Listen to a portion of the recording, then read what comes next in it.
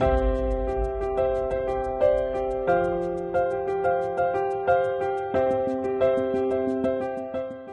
2006, my husband died, and we had SPCA animals, and I'm talking about the old SPCA.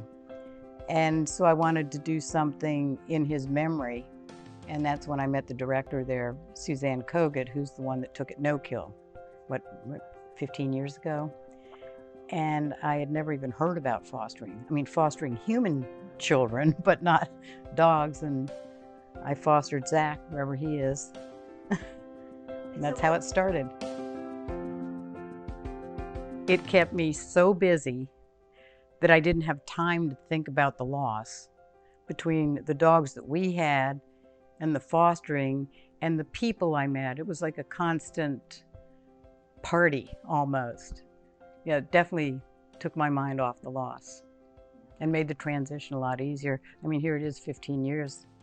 Well, it's been 16 years since he died, and I'm still fostering, so must be fun.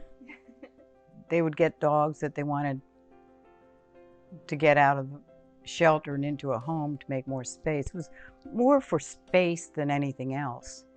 And then after I ended up failing several times, that's when I learned I could foster pregnant dogs.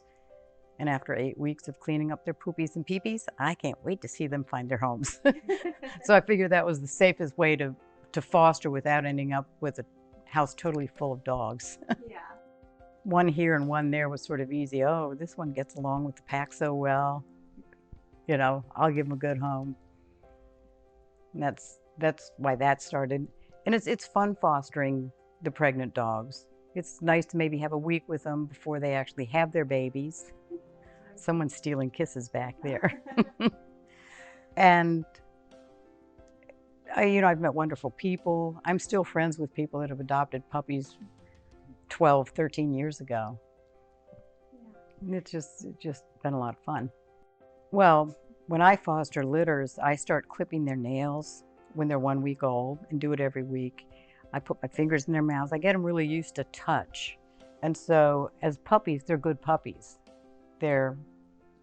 Most of them are always paper trained. If I have time, they all sit by 8 weeks, and then they get spayed and neutered and they find their homes. It's good for adult dogs too, because the way a dog behaves in the shelter is not the way it's going to be at home.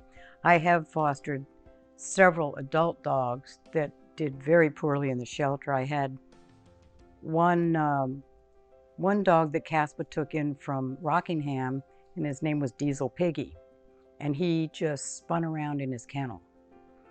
And Caspa took him in. I brought him to the house. I got him off his medication, put weight on him, and he was quite a character. One of my fosters I'll never forget. And so he became adoptable, which he wasn't before. Well, it's a great way to have an animal part-time without the full-time responsibility. I mean, when I was in school, it would have been great. I would have loved to have had an animal, but I wouldn't want the full-time responsibility. So that's one thing that's a lot of fun.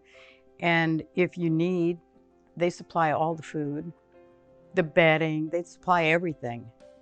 And if you have a problem, you've got someone you can call.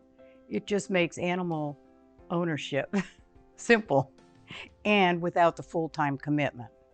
I'll just say, when my husband died, having to get up and take care of 5 dogs, because we had 5 dogs at the time, that alone kept me going. Otherwise, I could have just stayed in bed all day. And now during COVID, I did one litter after another. In fact, sometimes I even had 2 litters. I didn't even miss a beat in COVID. I was busy the entire time.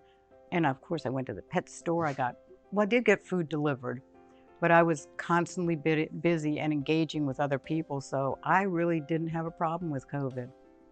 It's just easy, it's fun, and you meet some great people.